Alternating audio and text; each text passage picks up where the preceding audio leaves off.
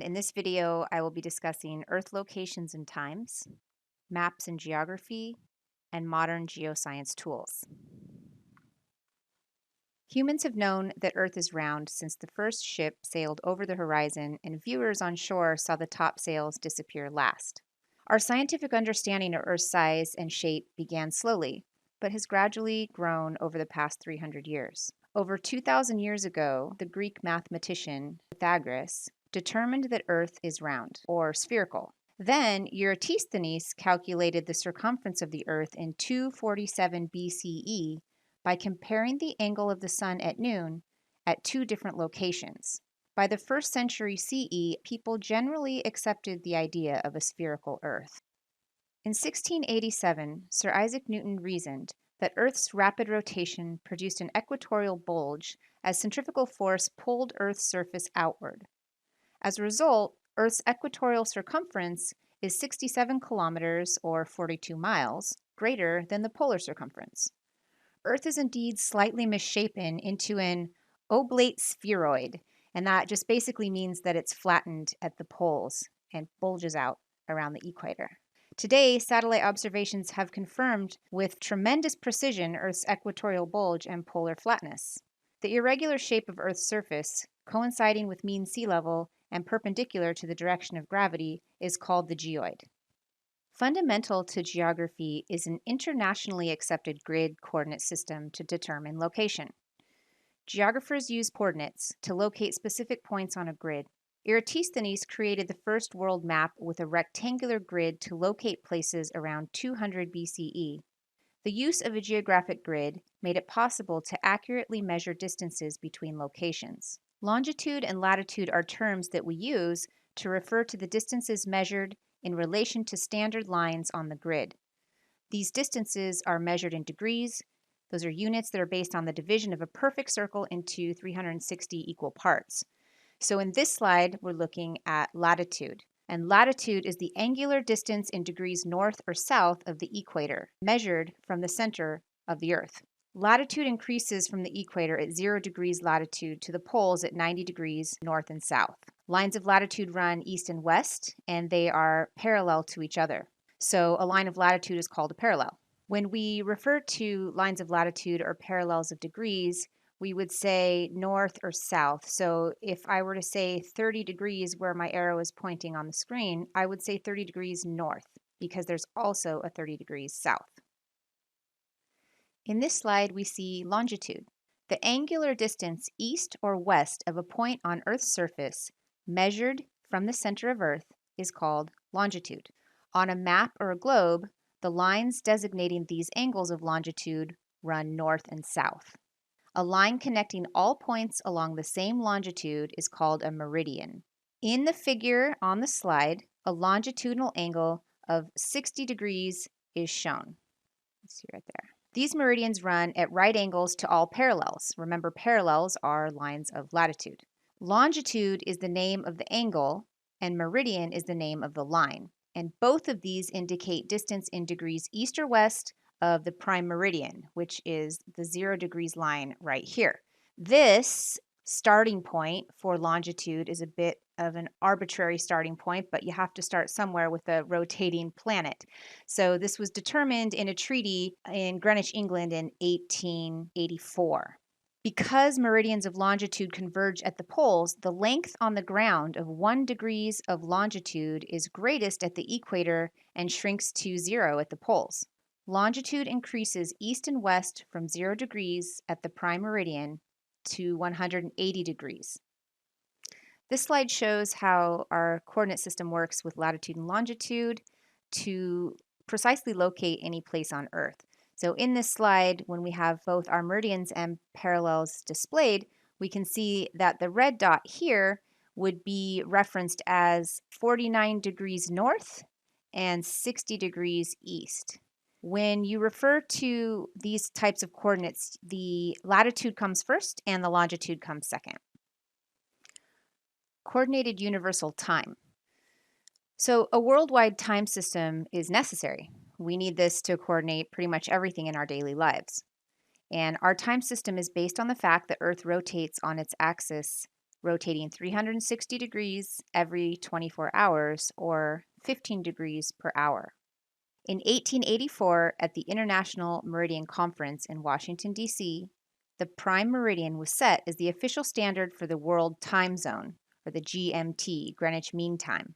This standard time system established 24 equally spaced standard meridians around the globe with a time zone of 1 hour spanning 7.5 degrees on either side of these central meridians. Before this universal system, time zones were not consistently defined, especially in large countries. In 1870, if you were traveling from Maine to San Francisco by railroad, you would have to have had made 22 adjustments just to keep on local time. In 1972, Coordinated Universal Time replaced GMT as the legal reference for official time in all countries. The international dateline is on the opposite side of the prime meridian. This marks the line where one day officially changes to another. If you travel west across the international dateline, you would immediately gain a day, and if you travel east, you immediately lose a day. From this line, the new day moves westward as Earth turns eastward on its axis. At the international dateline, the west side of the line is always one day ahead of the east side of the line. No matter what time of day it is, when the line is crossed, the calendar changes a day. In 70 countries, mainly in the mid-latitudes, time is set ahead 1 hour in the spring and set to fall behind 1 hour in the fall. And we call this daylight savings time. The idea to extend daylight for early evening activities at the expense of daylight in the morning was first proposed by Benjamin Franklin and was not adopted until World War I and again in World War II in order to save energy by reducing the use of electric light. Currently, time springs forward 1 hour on the second Sunday in March and falls back 1 hour on the first Sunday in November. So moving on to maps and cartography. For centuries, geographers have used maps as tools to display information and analyze spatial relationships. A map is basically a generalized view of an area as seen from above and reduced in size. A map usually represents a specific characteristic of a place or area, such as rainfall, airline routes, physical features such as mountains and rivers, or political features such as state boundaries and place names. Cartography is the science and art of map making, often blending geography, math, computer science, and art. We all use maps to visualize our location in relation to other places, to plan trips, or to understand a new story or current event. Understanding how to read or interpret different kinds of maps is essential to our study of physical geography. But some things always have to be on maps for it to truly be a map. We need a title, a north arrow, symbols, legend, scale, and map projections. This slide shows an example of two different scales of maps of the same general location. So we can see this is LA here and this is LA here. The map on the left is a relatively small scale map of Los Angeles that shows less detail, but it gives you more area. Then when we have a larger scale map, this will give us more detail, but you compromise having some of that area shown. We can also see these scales represented differently here at the bottom. So we have a representative scale of a fractional scale, or a written scale, or a graphic scale.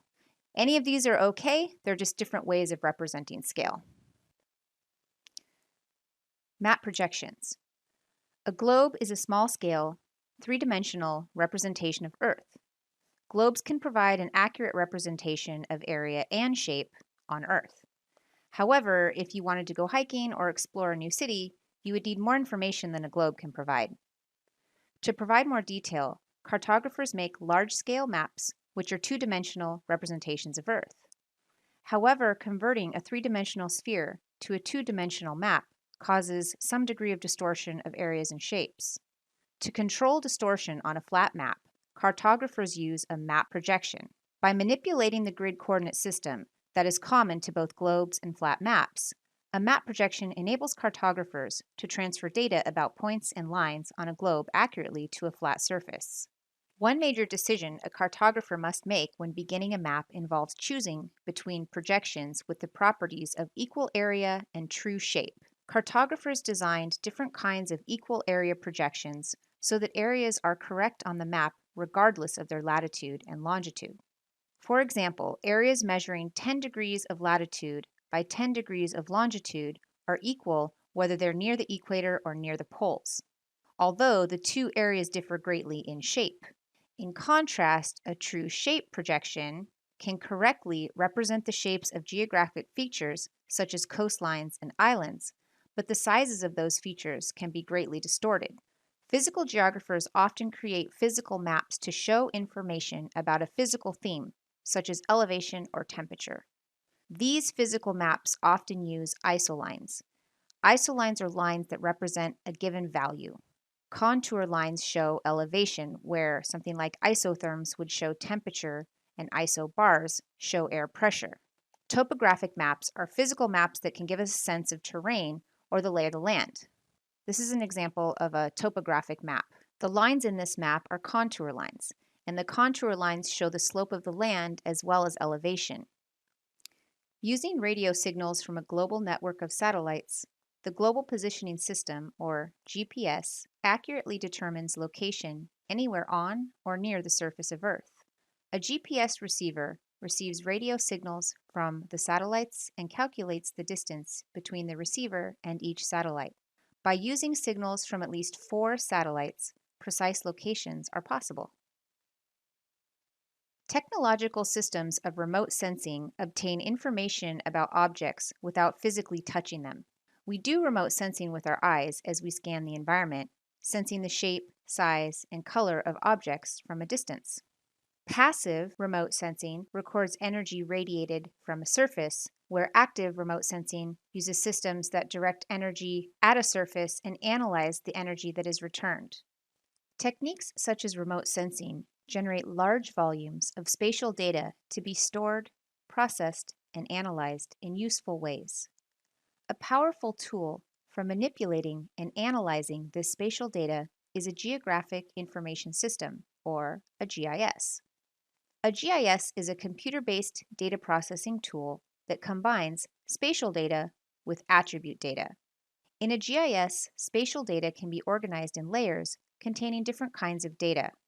In the slide, we see an example of how wildfires can change the response of hillsides to rainfall so that even modest rainstorms can result in dangerous flash floods and debris flows. The USGS uses a hazard assessment model that incorporates the shape of hillsides, the amount of land that is heavily burned, the steepness of hill slopes, the clay content of the soil, and the projected amount of rainfall on specific slopes to assess the probability and volume of debris flows in burned areas. Geovisualization refers to the display of geographic information, often remote sensing data combined with other data, like we might see in Google Maps and Google Earth. This is an example of the Lahar hazard zone and arrival times for Mount Hood. This is the end of the second video. Thank you for watching, and I'll see you in the next one.